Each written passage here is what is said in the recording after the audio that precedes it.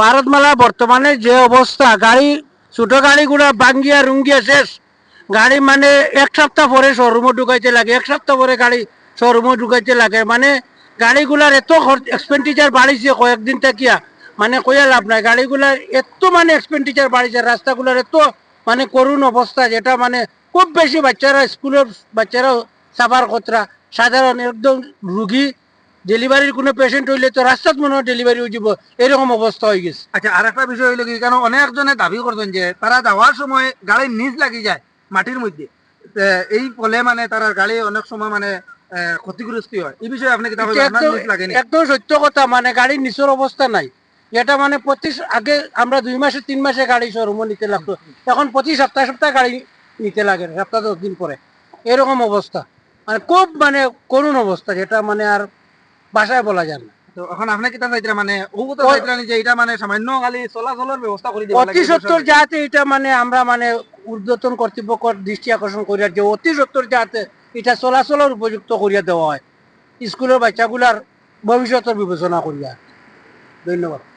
স্কুলের ছাত্র প্রত্যেক দিন টাইম যে টাইমে গিয়ে স্কুলে ফসার কথা, এই টাইমে তারা ফসতে পারেন না। মানে রাস্তা ব্লক হয়ে যায়, জেসিবি আয়, রাস্তা ব্লক হয়ে যায়, এই কারণে রাস্তা ক্লিয়ার করতে করতে স্কুল ছাত্রর টাইম ওভার হয়ে যায়। ঠিক আছে, ধন্যবাদ ভাই। ধলাই বিধানসভা 306 নম্বর শিলচর আইজল জাতীয় সড়কের ভারতমালা প্রকল্পের আওতায় চান্দিঘাট তিমাতা থেকে লাইলাপুরমুখী পর্যন্ত প্রায় 2 কিলোমিটার সড়কের বেহাল অবস্থা এখন এলাকাবাসীর চরম দুর্ভোগের কারণ হয়ে দাঁড়িয়েছে। সামান্য বৃষ্টিতেই পুরো রাস্তা কাদা ও জলাবদ্ধতায় ঢেকে যায়। বড় বড় গর্তে পানি জলে থাকায় কোনটি ছোট আর কোনটি গভীর গর্ত তা বোঝার উপায় থাকে না। ফলে প্রতিদিন জীবনের ঝুঁকি নিয়ে চলাচল করছেন পথচারী, মোটরসাইকেল আরোহী, অটোরিকশা চালক, স্কুল কলেজগামী শিক্ষার্থী এবং রোগীবাহী গাড়ি। স্থানীয়দের অভিযোগ, দীর্ঘদিন ধরে এই সমস্যার স্থায়ী সমাধানে কার্যকর উদ্যোগ দেখা যায়নি। বর্ষাকালে যানবাহন কাদায় আটকে পড়ে দীর্ঘ যানজটের সৃষ্টি হচ্ছে। ব্যবসায়ীরা সময় মতো পণ্য পরিবহন করতে না পেরে আর্থিক ক্ষতির মুখে পড়ছেন।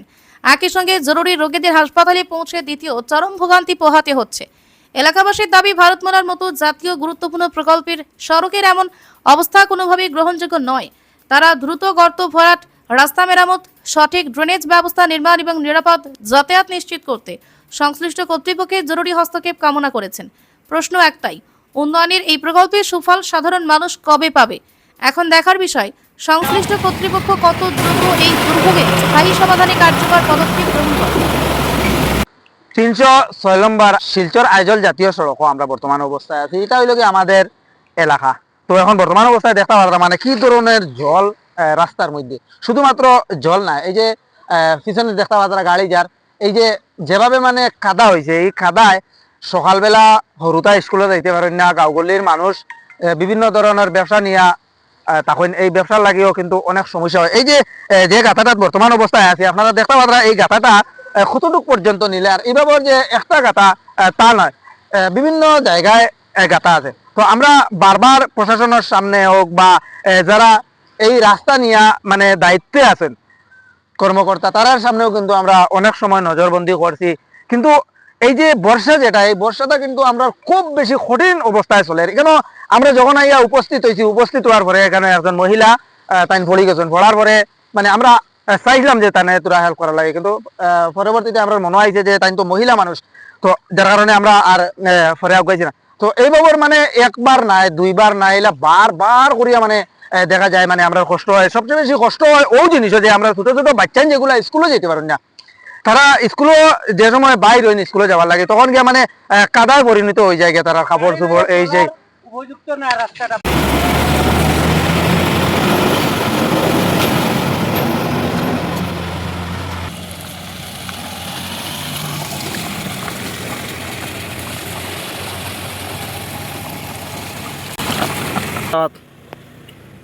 লালাপুর তো আমরা চান্দিঘাটের ভিতরে পুরা বৃষ্টি দেওয়ার পরে ও পরিমাণ রাস্তা খারাপ হয়। ও কতটা জায়গার মধ্যে 1 কিলোমিটার জায়গা আমরা খুব কষ্ট, ছোট গাড়ি লইয়া প্যাসেঞ্জার গাড়ি লইয়া যাওয়া অত্যন্ত কষ্ট, মানে সীমা নাই, খোয়ার মতো নাই আর কি, এরকম কষ্ট।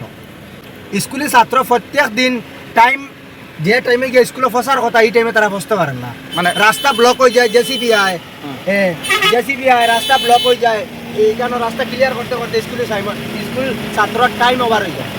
ঠিক আছে, ধন্যবাদ ভাই।